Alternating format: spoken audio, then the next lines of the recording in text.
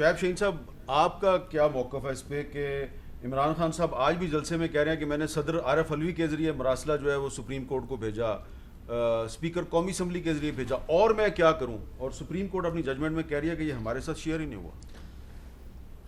حسن مون صاحب نے جیسے بتایا، حامد میر صاحب، اصل بات یہ ہے کہ عمران خان صاحب جو بات کر رہے ہیں نا، وہ میں سمجھتا ہوں کہ وہ کانسٹیٹیوشن اینڈ لا کے جو پرویو ہے اس کے مطابق نہیں کر رہے۔ دیکھیں، یہ کورٹ اس وقت یہ نہیں بیٹھی تھی، کورٹ آف کمیشن نہیں بیٹھا تھا، نہ ہی کورٹ آف انکوائری بیٹھا تھا۔ اگر عارف علوی صاحب کے ذریعے یا کسی بھی آفیشیل ڈاکومنٹ کے ذریعے آپ ان کے پاس پلیس کر دیتے ہیں، that can never be used in the judicial proceedings. اچھا، ان کو چاہیے تھا اٹارنی جنرل کے ذریعے یا اپنے وکیل کے ذریعے کانفیڈینشیل ڈاکومنٹ ود اس کی جو بھی اس کو سائفر کرا کے اس کو جو بھی اس کو اپنی لینگویج میں ٹرانسلیٹ کرا کے اس کو وہ پلیس کرتے کہ جی صرف ججز دیکھ سکتے ہیں، اور اس کے بعد ہم اپنے آرگومنٹس کریں گے۔ وہ انہوں نے نہیں پیش کیا۔ اگر علوی صاحب بھیج بھی دیں، اگر کوئی بھی کسی اور ذریعے سے ان کو بھیج دیں، دو آپشن ہو سکتے تھے۔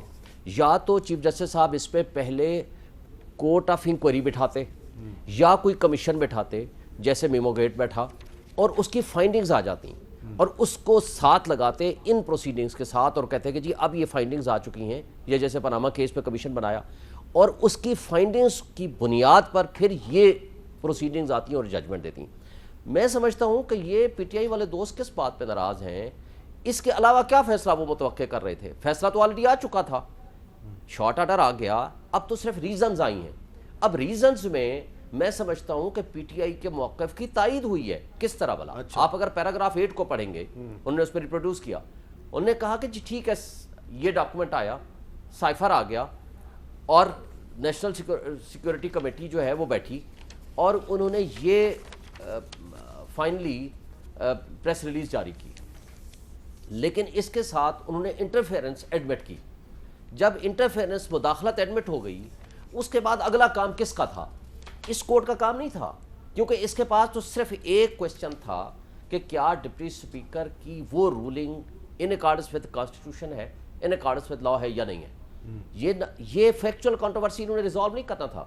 کورٹ نے یہ کہا کہ آپ نے اس پہ انویسٹیگیشن نہیں کی، آپ نے اس کے اوپر کوئی کمیشن نہیں بنایا، یا اس قابل نہیں سمجھا کہ کمیشن بنائے، یا آپ نے خود نہیں کیا، تو کیا وہ برڈن جو کسی کمیشن نے کرنا تھا یا کسی انکوائری کمیٹی نے کرنا تھا یا اور کچھ بھی نہیں کرتے، یہ پارلیمانی کمیٹی بنا دیتے جو اس پہ فائنڈنگز دیتی؟ کیونکہ سپریم کورٹ ٹرائل کورٹ نہیں ہے۔ ٹرائل کورٹ نہیں ہے۔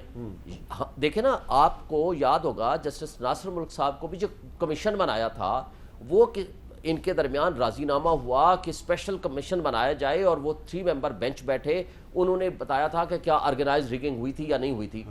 وہ دیکھیں نا، اپنے تئیں کیسے یاد، عمران خان صاحب یہ کہہ رہے ہیں آپ کو سو موٹو نوٹس لے لینا چاہیے تھا۔ سپریم کورٹ سمجھتی ہے کہ ہمیں سو موٹو اس ایشو پہ لینے کی ضرورت ہی نہیں ہے، کیونکہ یہ جب آپ کا کام ہے، یہ ڈومین آپ کی ہے، یہ سبجیکٹ آپ کا ہے، آپ نے اس پہ۔ اچھا، اب جو قاسم سوری صاحب کے پاس میٹر آیا، انہوں نے تو ایک دن میں، فواد چودھری صاحب اٹھے، انہوں نے جا کر کے صرف یہ کہا کہ جی آرٹیکل 5 کے مطابق یہ فارن انٹرفیئرنس ہے، یہ سائفر آیا ہوا ہے، لہٰذا اس کی روشنی میں اس کی ضرورت ہی نہیں ہے۔ آپ دیکھیں، کوئی بھی جو پروسیڈنگس ہیں، پارلیمنٹ کی پروسیڈنگز جنرلی یہ مینٹینیبل نہیں ہوتی کہ کوئی کورٹ اس میں انٹرفیئر کرے، لیکن اس ایشو پہ مختلف چیز تھی۔ قاسم سوری صاحب نے ان کی بات سنی اور اس کے اوپر فائنڈنگز دے دیں۔ بھائی، یا تو دو کام وہ کر سکتے تھے، وہ کہتے ہیں کہ ٹھیک ہے، آج میں اس پہ کمیشن بنا رہا ہوں یا کمیٹی بنا رہا ہوں پارلیمنٹ کی، 4 بندے آپ دے دیں، 8 بندے میں اپنی طرف سے دے رہا ہوں، اور وہ فائنڈنگز پھر شیئر کرتے، بے شک ان کیمرہ لیکن کورٹ نے لکھا ہے کہ قاسم سوری صاحب نے دوسرا موقف بھی نہیں سنا، تو وہ شیئر کرتے کہ یہ سائفر ہے، ان کیمرہ ہم پروسیڈنگز کر رہے ہیں، آئیں سارے ڈسکس کریں۔ وہ ساری ڈسکشن آنے کے بعد، ان کا موقف سننے کے بعد پھر کوئی فائنڈنگز دیتے، اور بلکہ اس میں یہ بھی لکھا کہ آپ کے پاس بھی انفارمیشن کمپلیٹ نہیں تھی، یعنی وہ سائفر کا متعلق جو انفارمیشن تھی اکارڈنگ ٹو دس ججمنٹ، کہ وہ سائفر ڈاکیومنٹ پورے پارلیمنٹیرین اور اپوزیشن کے ساتھ شیئر نہیں ہوا، نمبر 1۔ نمبر 2، اس کے اوپر ڈسکشن نہیں ہوئی۔